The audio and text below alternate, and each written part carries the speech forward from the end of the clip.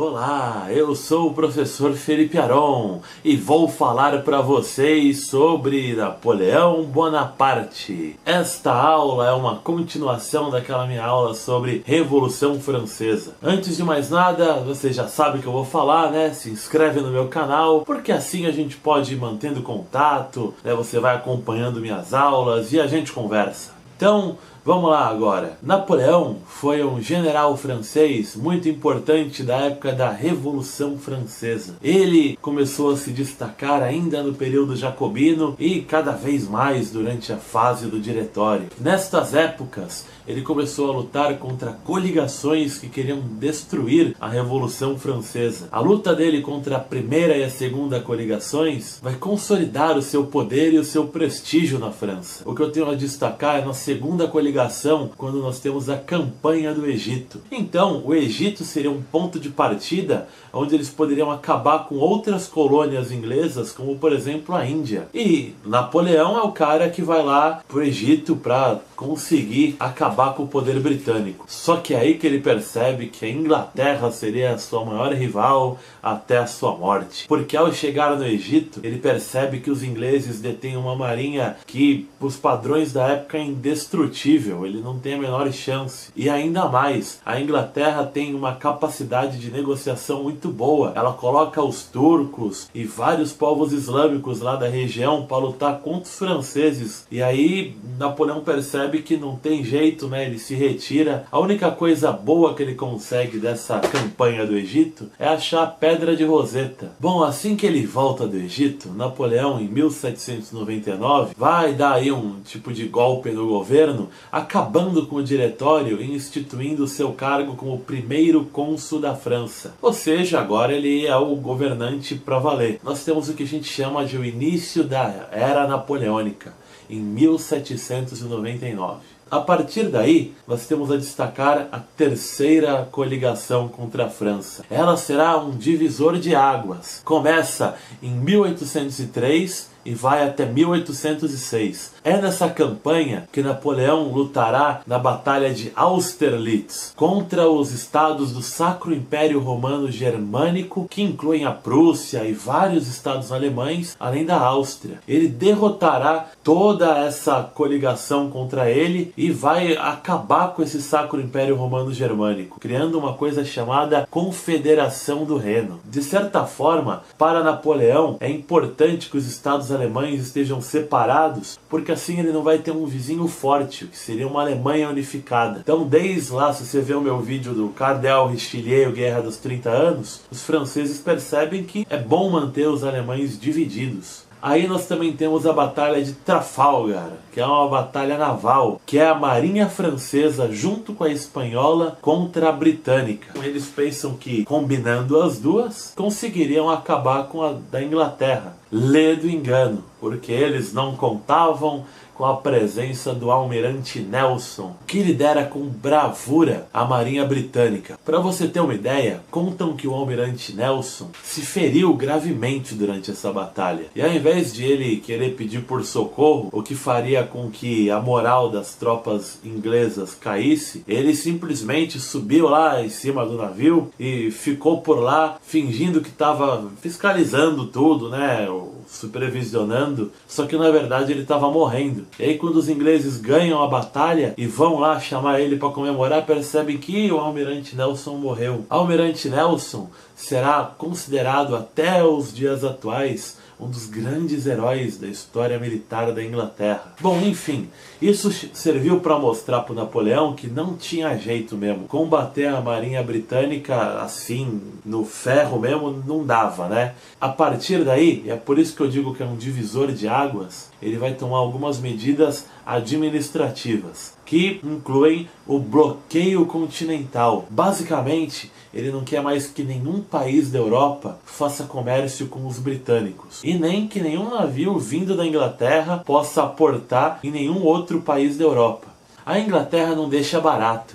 E ela promove o oposto, o mesmo bloqueio em relação à França. No caso, como os ingleses têm uma marinha melhor, acaba que a medida dos ingleses tem mais impacto que a dos franceses. O bloqueio continental hoje é considerado um tiro no pé, um erro grotesco de Napoleão, porque foi muito caro para os franceses conseguirem fiscalizar diversos portos. E além disso, eles não tinham garantia nenhuma de que os oficiais não aceitariam suborno. Esse bloqueio não teve um impacto que Napoleão esperava. E muito pelo contrário, deu à Inglaterra a capacidade para ver aonde que ela poderia provocar o Napoleão. É a Inglaterra que normalmente está por trás das coligações e que normalmente é dona da situação durante a era napoleônica. A Inglaterra começa a provocar Portugal e posteriormente a Rússia para furarem o bloqueio e terem vantagens econômicas. Daí, Napoleão, em 1807 até 1808, vai para as chamadas Batalhas Peninsulares, quando ele invade a Espanha e Portugal e tenta impor o bloqueio continental à força. O grande problema é que ele acaba enfrentando insurreições populares, porque o bloqueio tornou Napoleão e os franceses muito mal vistos. Afinal, muita gente em Portugal falava: meu, o que eu tenho a ver com guerra de França e Inglaterra? Por que eu não posso vender aqui o meu vinho português para a Inglaterra? O que os caras estão se metendo? E isso acabou pegando muito mal para ele. Ele perdeu tropas desnecessárias e invadiu países que ele não precisava definitivamente. Portugal foi realmente uma perda de tempo. E a família real portuguesa acabou fugindo para o Brasil, o que vai depois desencadear a independência do Brasil. Bom, enfim, em 1809 começa a batalha contra a Quarta Coligação. Nessa campanha nós destacamos a Batalha de Wagram, aonde o Napoleão impõe aos austríacos o Tratado de Schönbrunn. Napoleão vai submeter de vez os austríacos e a Áustria se tornará uma aliada da França. Então nós temos aí a maior parte dos estados alemães aliados dos franceses. Daí parece que o Napoleão está em seu auge. Esse auge vai durar até 1812, quando enfim ele resolve invadir a Rússia, que estava desafiando o seu bloqueio continental. A Rússia é um caso de um país que é muito enigmático na política externa, porque de início ela foi uma entusiasta desse bloqueio continental. Ela inclusive ajudou a mediar o bloqueio, apoiando que outros países também aderissem. Só que quando ela percebeu o quão estratégica era a posição dela em fragilizar a França, talvez a Rússia tenha percebido que ao invés de tentar enfraquecer a Inglaterra, era mais prudente tentar destruir o poderio francês, que estava cada vez mais se aproximando das fronteiras russas. E aí a Rússia fala que vai sair do bloqueio continental e que não está nem aí. Napoleão fala: vou até aí, o Alexandre da Rússia, e vou te obrigar a me coroar rei dos russos. Napoleão vai até lá e quando ele chega em Moscou encontra a cidade abandonada em chamas. Napoleão e suas tropas tinham o hábito de saquear cidades e dominar as provisões, os alimentos do inimigo. A Rússia, sabendo disso, abandona as suas cidades mais fronteiriças e vão lá para o interior. Napoleão se vê perdido num território frio, gélido, no inverno russo e resolve se retirar da Rússia, porque percebe que os seus soldados estão morrendo. As tropas napoleônicas, antes da invasão russa, chegavam, o grande exército, como se chamava na época, a 800 mil soldados, sendo pouco mais de 500 mil de origem francesa e de regiões vizinhas. Logo depois da campanha contra a Rússia, que ele é obrigado a se retirar, sobram uns 80 mil. E aí, ao longo do caminho de volta, os russos são muito trolls, cara. Eles começaram a atacar de surpresa vários dos soldados franceses que estavam fugindo desnutridos. E aí,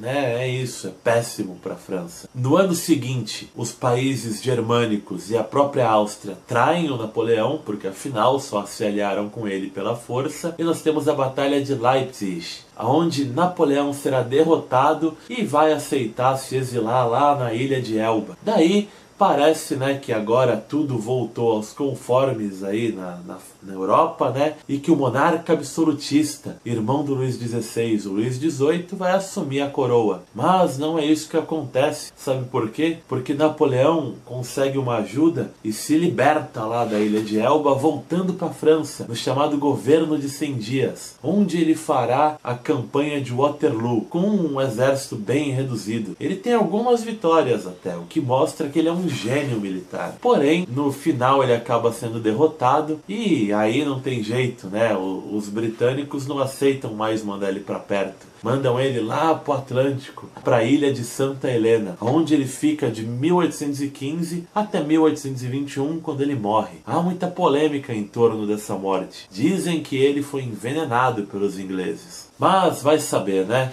Agora eu vou destacar para vocês o governo dele em si. Como foi esse governo? Então vamos lá. Em 1804, Napoleão cria uma coisa chamada o Código Civil, ou o Código Napoleônico, onde ele versa sobre os direitos à propriedade privada, o casamento civil, o divórcio, a herança, além de também instituir um Estado cada vez mais laico. Afinal, essa era uma coisa que ele se preocupava muito. No mesmo ano de 1804, quando ele foi coroado, ele tirou a coroa das mãos do Papa e ele próprio se coroou, num gesto que diz que ele não está sendo coroado por igreja nenhuma. Napoleão, dessa forma, não era um fanático religioso, como vocês podem ver, e por isso ele defendia muito a tolerância religiosa. Ele acabou de vez com a Inquisição, acabou com as perseguições aos judeus, permitindo que os judeus tivessem os mesmos direitos que os outros cidadãos franceses, e também Napoleão encarnava as ideias iluministas. Ele defendia a educação laica, os direitos iguais para todos, a meritocracia. Bom, então é isso. Agora vamos falar sobre o que aconteceu depois que Napoleão saiu aí do governo. Enfim, por um mês entrou seu filho, Napoleão II, como o imperador da França. Mas é só um período de transição. Aliás, é por isso que o outro, lá da época da unificação alemã, é chamado de Napoleão III. Daí, volta o Luís XVIII e nós temos o Congresso de Viena. As nações da Europa, todas elas foram lá, se reunindo em Viena para decidir como seria a Europa após Napoleão. Porque as mudanças eram muito profundas. Então eles procuraram tornar a Europa o mais próximo possível do que havia antes de Napoleão chegar ao poder. Olha só, tipo, como se ele não existisse, como se, deletou essa parte, esse período. Poderia ter sido muito pior para a França. Ela conservou suas fronteiras de antes aí da Revolução. Porém, um cara chamado Talleyrand foi o diplomata francês representando o país no Congresso de Viena. Esse Talleyrand era um cara da época da Revolução, daí ele foi ministro das Relações Exteriores do Napoleão e um de seus estrategistas diplomáticos, e uma hora ele abandonou o Napoleão e acabou apoiando o Luís XVIII. Como vocês podem ver, ele era um cara que é tipo o PMDB, né? Ele tá sempre junto do poder. O que ele dizia para aqueles que o acusavam disso é que para ele não importava quem estava no poder. Ele estava preocupado em trazer a paz e manter a integridade da França. Olha só, hein? Que boa desculpa. De um jeito ou de outro, esse Talleyrand é considerado um gênio diplomático. Ele conseguiu convencer o pessoal lá do Congresso de Viena a permitirem a França manter a integridade de seu território. Então, Talleyrand consegue mesmo virar o jogo. Muitas vezes, alunos me perguntam, e aí, Napoleão foi um herói, um grande homem, ou foi um louco tirânico? Sobre isso, pessoal, não é tão simples. Napoleão tinha um sério problema. Ele queria estar entre os monarcas europeus, que eram de famílias reais tradicionais, chamavam uns aos outros de irmãos, mas ele não tinha nem de longe a legitimidade deles. Ele é um cara que veio do terceiro estado, do povo. Então, ele precisava, de alguma forma, garantir a sua legitimidade. E ele só conseguiria ser legítimo enquanto ele tivesse o controle de uma boa região onde ele conseguisse colocar monarcas que fossem parentes ou aliados dele. Porque essas pessoas dariam a ele a legitimidade. É claro que os monarcas europeus se davam muito melhor entre eles e viam Napoleão como um intruso. O legado de Napoleão foi ter espalhado as ideias liberais e iluministas por toda a Europa. Ele plantou a semente. Bom, mas isso daí é assunto para outras videoaulas, né? Então é isso aí, pessoal. Eu espero que vocês tenham gostado dessa aula. Se você gostou, deixa o seu like. Já falei, se inscreve no meu canal. E é isso aí, meus amigos. Falou!